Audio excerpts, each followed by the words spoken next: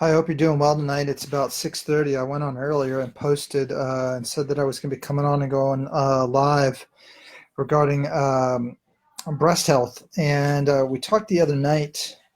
I'm going to hopefully wait a second here. This is an important topic, all right? I have um, mother. I have four sisters. I have my mother-in-law, my wife. I have two daughters. And breast health in women is extremely important. And Um, the interesting thing is most people don't know what to do. No, most women don't know what to do because they're not told what to do by they're not, their doctors aren't telling them what to do to maintain healthy breast tissue. So I had a patient come in earlier today. She actually came in because she had some spinal issues, and my case manager was talking with her and found out that she had something called she had an idiopathic granulomatous mastitis. So she has this breast tissue disorder, and she's going to some specialists, and they're not really helping her out. And they're talking about medications and surgeries and different things that are really, really aggressive, right? And it occurred to me that because really what brought it up is the other day we were talking about iodine. Remember we were talking about, if you were watching this the other day, we were talking about iodine and iodine related to the thyroid gland, right? We were talking about the on the periodic chart of elements, going back to your chemistry days, we were talking about how chlorine and fluoride and bromide from breads, and obviously chlorine and fluoride from our city water and bleach that we use on our clothes and different things affect how our thyroid functions.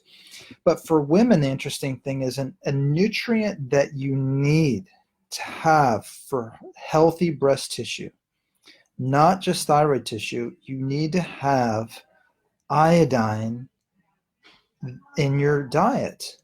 You don't have to like throw down a bunch of iodine like every day, because in our bodies, in our entire lifetime, we only need about a teaspoon of iodine.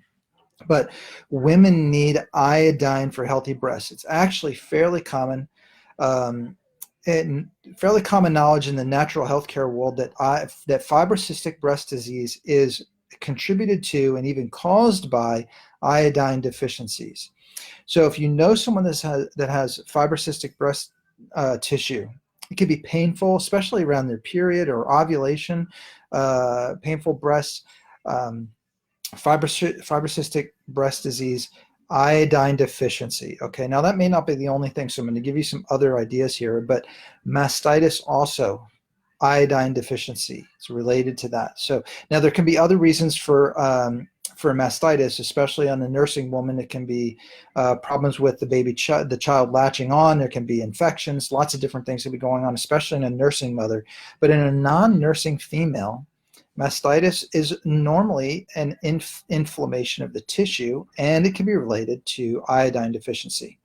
Now, because of the prevalence of breast cancer, and we're not going to talk about all the things related to breast cancer because there's just too many of them, but many toxins in our environment. But if we're talking about nutrient deficiency for breast health, iodine is something that you need to keep in your diet, right? You need to have that in your diet.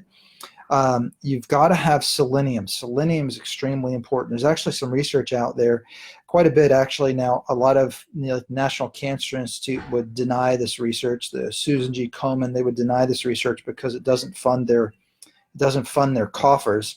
But research out there that shows selenium actually helps protect against breast cancer. So if you're female, or frankly a man that might have some gynecomastia or something, men are getting more and more breast cancer now, even without gynecomastia. But if you're positive for the BRCA gene, or you're just a woman, maybe you have some history of breast cancer in your family, or you're estrogen dominant, selenium can help protect your breast tissue against cancer. So now we have selenium, we have iodine. What are some other things? Vitamin C. Linus Pauling, world-renowned researcher, won the Nobel Prize for his research into vitamin C, was taking 10,000 units of vitamin C a day, won the Nobel Prize for his research. Vitamin C is extremely important for breast health. So you want to make sure you're getting enough vitamin C in your diet. And not going to go on off too far on this topic, but vitamin C is best gotten from food sources. Okay, you're going to see on the back of your pill bottles, if you take vitamin C, it's going to see ascorbic acid. Ascorbic acid is the wrapper, just the wrapper around what is truly vitamin C. So you want to find some true vitamin C with all the parts to it. It's going to be found in food sources, not in a pill source.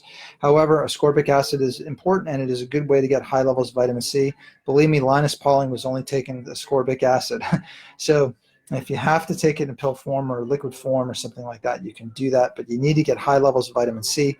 I would not suggest you start taking 10,000 units a day unless you want to spend the day on the toilet. You need to get your body accustomed to taking high doses of vitamin C.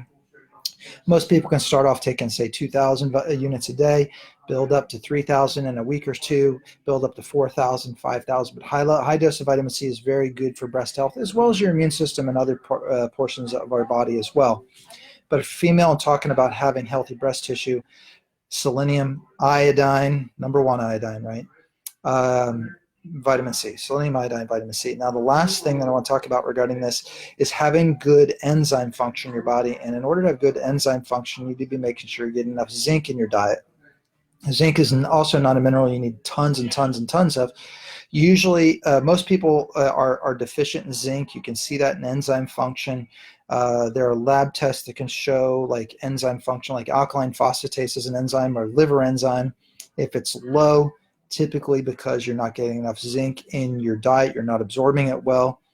Let's say you are getting enough zinc in your diet, but it doesn't show up in your lab work, well, then that means you have a problem with digestion absorption. Got to handle that first.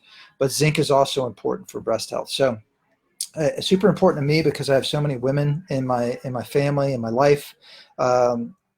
My brother-in-law lives in my household, and he and I are the only two. We're the only two testosterone-producing entities in our household. I have my wife, my mother-in-law, and my two daughters. And I grew up with four sisters, my mom.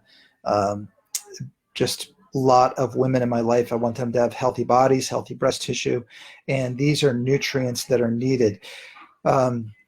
Too many women are suffering with fibrocystic breast tissue, and it can be really painful, can be really uncomfortable, and honestly, some people can mistake that for breast cancer, and then they're getting all kinds of they're getting surgeries and chemo and things for something that is mistaken as cancer when it's fibrocystic breast. So if you have issues with breast tissue, these are the nutrients you need. You're going to need, it may not be the only ones, but they're the big ones: iodine, selenium, vitamin C, and zinc. So if you have women in your life that need to know this, I'm going to ask you, as always, hit that share button. All right. Looking at that, I've had a couple comments so far. Olivia, I'm glad you're interested in this live session. It's important to, what on this planet is about 52% of the population are women. So it's important to a lot of women out there. I'd only ask that you share this and just hit that share button so a lot of other people can get this information. And really just, these are inexpensive supplements. These are not a lot of supplements. A friend of mine, Matthew, I see joined here. Matthew introduced me to ID Life, a great source of really evaluating your personal nutrition through some very high-tech, proprietary, and patented questionnaires.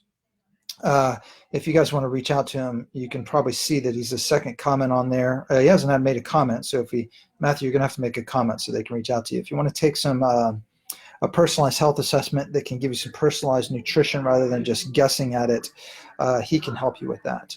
So hit that share button for me. Give me some likes, give me some thumbs up and those little hearts. And I appreciate you watching. Again, please share this. It's really important data. We'll see you next time. I have to fly and do some teaching to some doctors and nurses over the weekend, so I may not be back on to do any Facebook Lives until Tuesday of next week. I have teaching to do for the next few days, but we always appreciate you watching, and we want to get good health information out to people. If you know what, I do these Facebook Lives because I want to get information out there. We have so many people that comment and say, how do they come into our office, or how do they find out, how can they see us? You can call our office at it's Magnolia Medical Centers. The phone number is 615-225-9100.